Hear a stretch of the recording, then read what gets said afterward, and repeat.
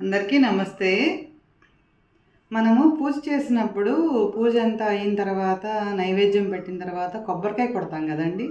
కొబ్బరికాయ కొట్టినప్పుడు చాలామంది కొబ్బరికాయ కొట్టినప్పుడు ఆ చిప్పలకి 3 వైపులా కుంకుమ బొట్టు పెడతారనమాట.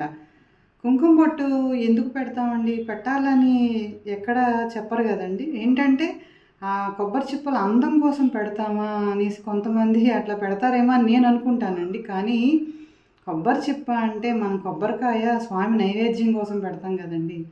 ఆ నైవేద్యం అంటే మన ప్రీతి కోసం పెట్టే నైవేద్యం. చక్కగా స్వామి ఆరగించాలి అని చెప్పేసి పెడతాం కదా.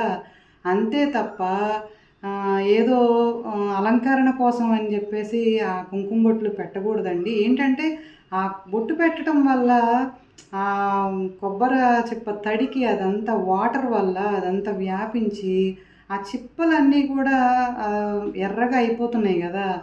అది ఏంటంటే అంత నైవేద్యానికి కూడా అంత మంచిది కాదు కదండి. ఇంకోటి ఏంటంటేనండి, నైవేద్యము మనం ప్రీతి కోసం పెడతాము. ఏంటంటే స్వామి అది స్వీకరించరండి, ఏదో మన తృప్తి. ఆ నైవేద్యం అంతా అయిన తర్వాత ఆ చిప్పల్ని మనమే వాడుకుంటాం కదా. ఏంటంటే ఆ కుంకుమ ఏం కెమికల్స్ వాడుతున్నారో ఏంటో, అవి కడిగినా కూడా ఆ ఎర్రదనం పోవట్లేదు కదా. మనం పెట్టుకున్నా కూడా దురదలు వచ్చేస్తున్నాయి కదండి. కాబట్టి ఆ చిప్పలకి బొట్లు అవి పెట్టకూడదండి.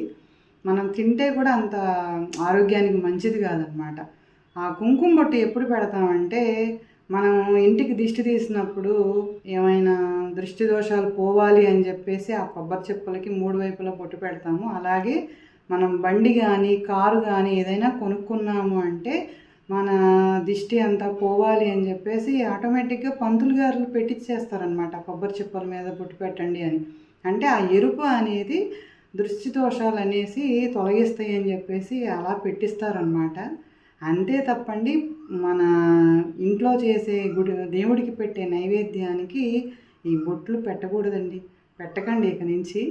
ఏంటంటే స్వామి ఫోటోలకి కానీ లేదంటే దీపారాధన చేసే దీపపు ప్రమిదలకి బొట్టు పెడతాం తప్ప వీటికి పెట్టమన్నమాట. ఇంకోటి చిన్న టిప్ అనమాట. ఏంటంటే మనము ఇంట్లో వంట చేసుకుంటాం కదండి. వంట చేసుకునేటప్పుడు కూరలన్నీ కూడా కొంచెం మగ్గిన తర్వాత రంగు మారిపోతాయి. వంకాయ కానీ ఆకుకూరలు కానీ, వంకాయ అయితే నలుపు వచ్చేస్తుంది. ఇలా కాకుండా ఫస్ట్ మనం నూనె వేసినప్పుడే ఒక 1/2 టీ స్పూన్ పసుపు వేసుకుంటే కూరలన్నీ అలాగే ఉంటాయండి.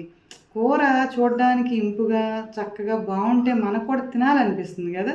ఏంటంటే అబ్బా కూర చాలా బాగుంది తిందాము అనిపిస్తుంది అనమాట. కాబట్టి ఫస్ట్ పసుపు వేసుకుని ఇలా ట్రై చేయండి.